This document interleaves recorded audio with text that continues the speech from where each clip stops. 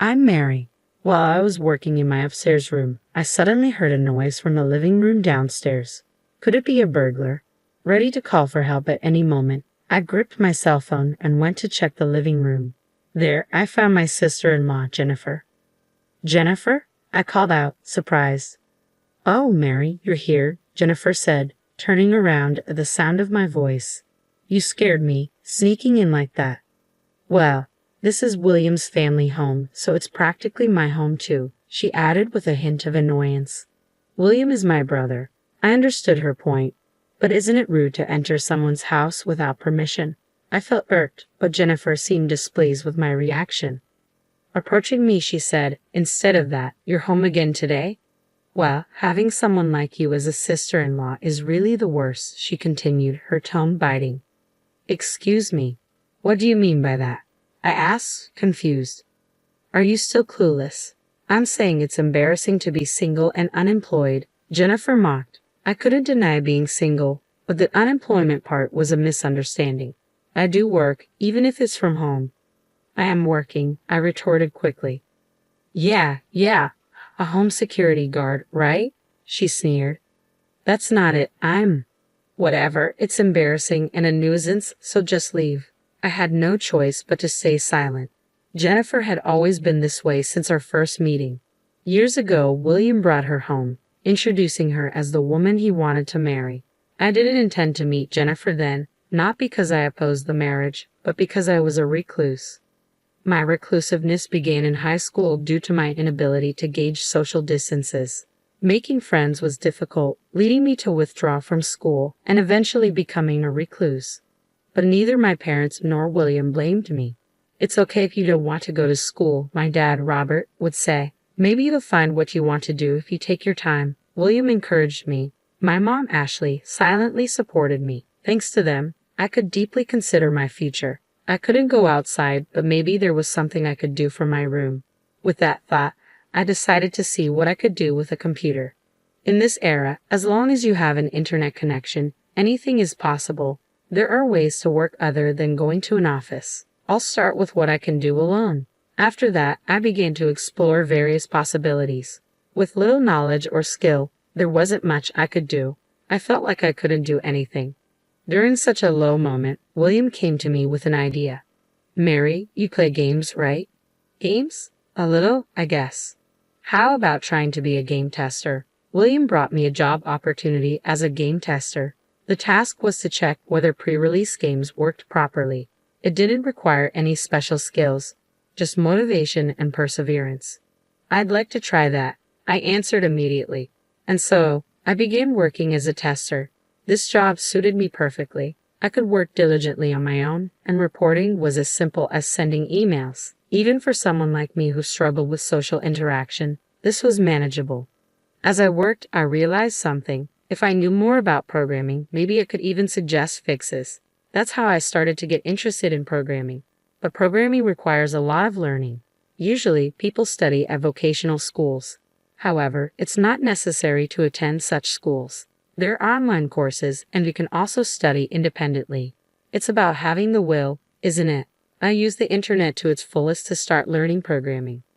I explored various sites, accumulating the necessary knowledge. Whenever I didn't understand something, I'd ask someone online and strangers would kindly respond.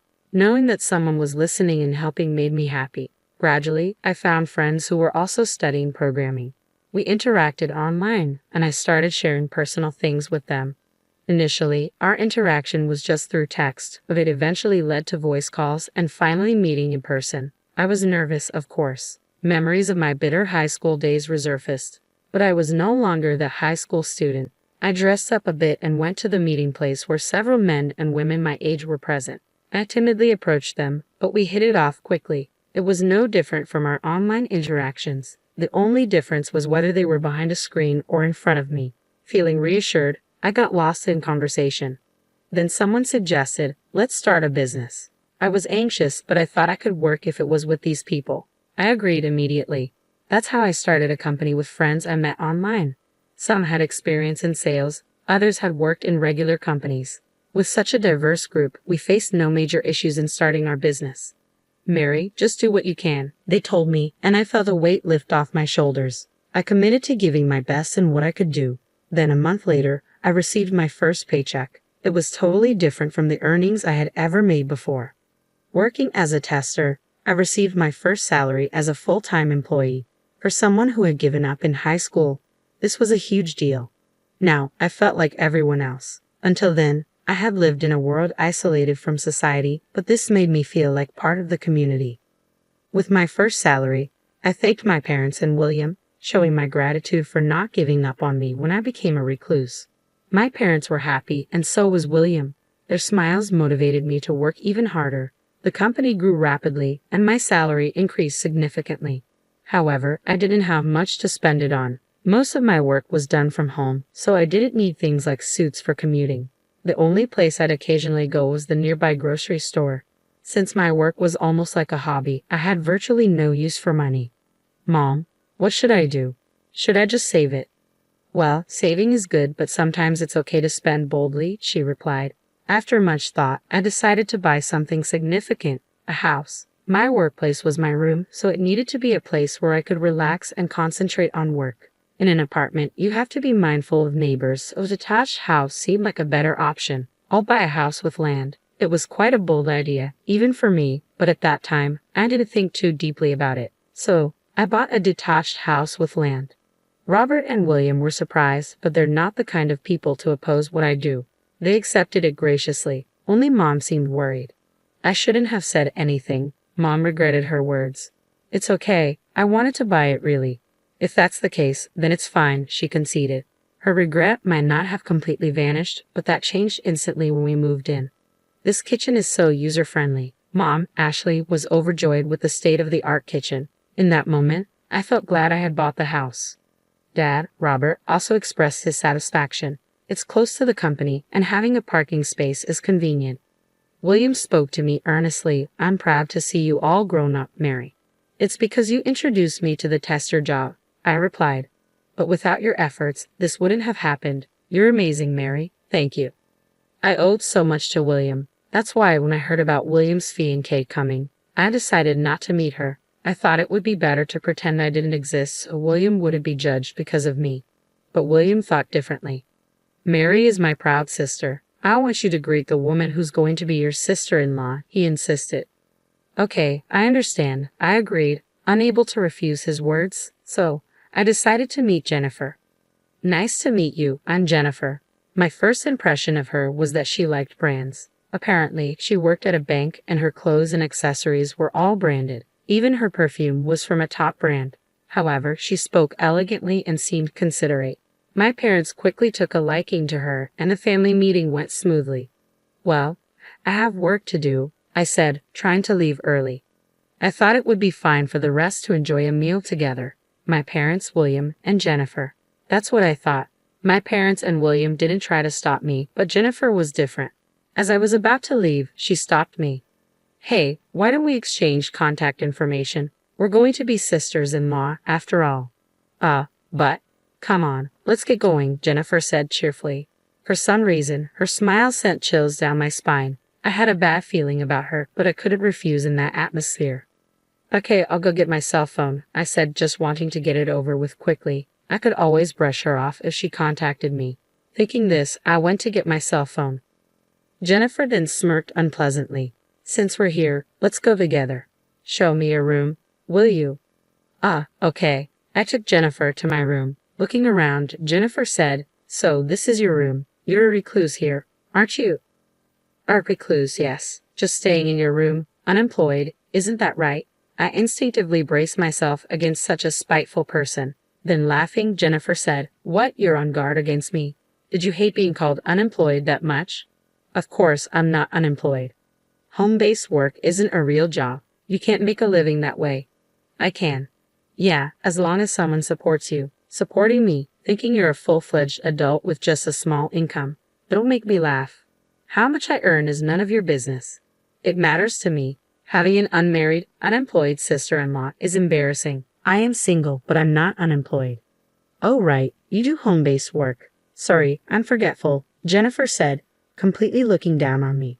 It was clear she didn't consider remote work a real job and just wanted to tease me and be alone with me.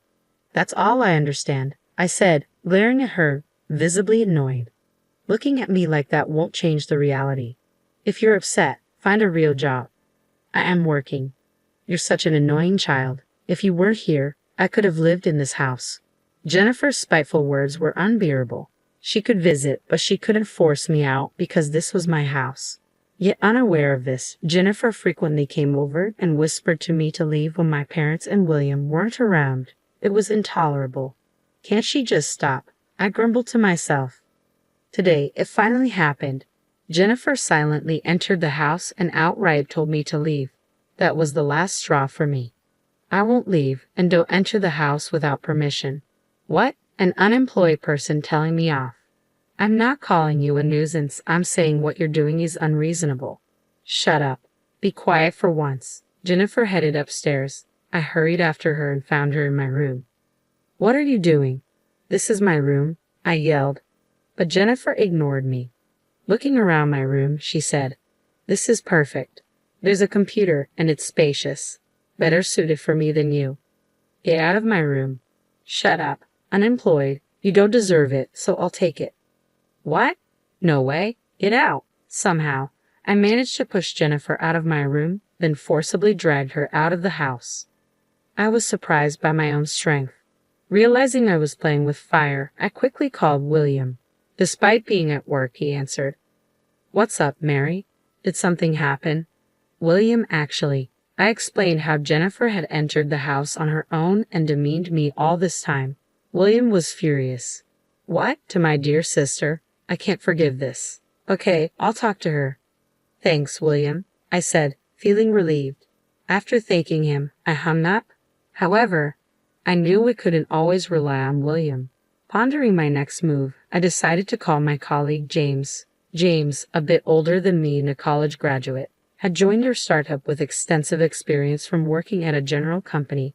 I often consulted him when in trouble. James, it's not about work. I have a personal issue. What's wrong? I discussed Jennifer's actions with James. He was as angry as if it were his own issue. That's wrong of Jennifer. You're not at fault, Mary. Right? Yeah. But I haven't figured out any countermeasures. Then I'll tell you a good strategy. It's this. James shared a plan with me. It was indeed an interesting strategy, one that would surely teach Jennifer a lesson if successful. But there was one problem. Won't this trouble you, James? Don't worry about me. Just go ahead and try it. Thank you. I decided to execute James' plan immediately. I contacted a certain place and began implementing the countermeasures. Months passed, and Jennifer's attacks on me ceased, probably due to William's scolding. I hoped it would stay this way. I was slightly relieved. However, the world isn't always so kind. A few days later, Jennifer called me. Can I come over tomorrow? It's okay if I call before coming, right? Her tone was deliberately unpleasant. Still, if Jennifer came, there was a high chance of executing James' plan. Reluctantly, I agreed. I pretended to agree. The next day, Jennifer arrived at the house and immediately asked, Are your parents here? They're not. They're on a trip. Oh, that's perfect. Jennifer brought a large bag into the house. What is that? My clothes and various things. Are you planning to stay here? Not just staying. I'm moving in, so you should leave. Your eyes or... It finally happened. With that in mind, I quietly nodded. Understood. You're complying? Wait, you understand? Yes, I'll leave. I suddenly became obedient. I thought about it. You are William's wife. I owe a lot to William, I said with a solemn demeanor. Jennifer started to smile unpleasantly. Finally, you understand. Now get out, useless, unemployed. Okay. I immediately went upstairs. Actually, per James's instructions, my belongings were already packed, and I had a place to move to. In other words, everything was going according to James' plan. I called the moving company and returned to the living room where Jennifer was relaxing on the sofa. You're fast. Well, a reclusive unemployed wouldn't have much to move, I guess. Although I wanted to retort, I didn't. I'm leaving now. The movers will come later for my things. Yeah. And please, don't regret this. Regret? As if. I felt refreshed without a recluse around. Leaving Jennifer's mocking laughter behind, I left the house. Then I contacted my parents. Dad, are you enjoying the trip? Yeah, I'm really happy. What's up? I'm glad. Actually, I told them about Jennifer's visit to the house. I explained the reason for the sudden trip and James' strategy to my parents, asking them to act accordingly. My parents readily agreed, largely due to the description of Jennifer's unreasonable behavior. This will work out well. She'll regret it, I muttered to myself as I headed to my new home. A few days after moving, the end of the month was approaching, and I was excited. Any time now, Jennifer should contact me. I waited for the call, and then it came. The phone rang, and as soon as I answered, Jennifer yelled, "What's the meaning of this?" What's wrong, Jennifer? Why do I have to leave? You don't have to leave, just pay the rent. Rent? This house is our family home, isn't it? It was, but I've sold it. You sold it. Why do you get to decide that? Because it was my house. Your house? Yes, that house was. I'd explained about starting an IT company with my colleagues and working there. William must have told her too, but since Jennifer looked down on me, I assumed she hadn't listened. So, I explained it all from the beginning. Shocked, Jennifer asked, "So you really sold this house?" Yes. Are you familiar with leaseback? What's that? Leaseback is a system where you sell your home to a company and then rent it to continue living there. It has benefits like paying off loans with the sale proceeds. I used that leaseback. I sold the house and land I bought, then stopped paying rent after the contract ended. When Jennifer arrived, that meant she couldn't continue living there unless she signed a new contract herself. But Jennifer, who relied on William, wouldn't be able to pay the rent herself, and I doubted she would want to live there with William after driving me out. In short, Jennifer would have nowhere to live. Remember this after playing your games, I said, unable to help but laugh at her empty threat. It was entirely her fault. If she hadn't looked down on me, she could have had a happy married life. It's a pointless person. She'll probably end up divorced from William, and I won't have to see her again, I thought. But it was that evening when James called me. Mary, something terrible has happened. Can you contact your brother right away? He should be finishing work soon so I can tell him. James spoke rapidly about various things, essentially wanting me and William to come to his house, curious. I contacted William and then headed to James' place. When I arrived, there was a commotion outside James's apartment. Many police officers were there and neighbors had gathered to see what was happening. James, what happened? I approached James, who was in the middle of the commotion. Actually, some weird woman tried to take my laptop. Here's what happened, James told me. During a break at work while he was taking a shower, he heard a strange noise and peeked into his room. There, a woman was rummaging through his belongings, apparently trying to take his laptop. Of course, James immediately confronted her. As soon as he shouted, the woman got startled and ran away, but she tried to escape through a window, fell, and lost consciousness. That woman was Jennifer, and she was arrested by the police for breaking and entering. However, Jennifer insisted, "This is my sister's room," and wouldn't back down, causing the commotion. "This isn't your room, right?" the police asked. Of course, it wasn't my room, but I wondered why Jennifer thought it was. When I asked her, Jennifer said to me, "It's your room? I sent your belongings here." My belongings? I heard it from the movers. When Jennifer was at the house, I had called the movers and left her there. But as per James' instructions, my belongings were first sent to his room and then forwarded to my new home. Unaware of this, Jennifer assumed the delivery address was where I moved to. But that doesn't justify breaking and entering, does it? It's your fault. Jennifer's excuse was this. When I left the house, I had all furniture and appliances taken by the movers. However, Jennifer apparently thought something would be left behind. Her plan was to sell the leftovers and use the money for living expenses. But that plan failed. She thought she could still manage if the house was there, but then she learned she couldn't live there anymore. In retaliation, she planned to sell my laptop for cash. She intended to enter my house but ended up in James's room instead. That was the real story. It's your fault, remember this? Jennifer continued to shout such things. In the end, Jennifer and William got divorced. William demanded compensation from Jennifer. However, there was no way Jennifer could pay it because she had debts. She wanted to take over her house, sell its contents for money to pay off her debts. Anyway, Jennifer is in prison now, unable to do anything.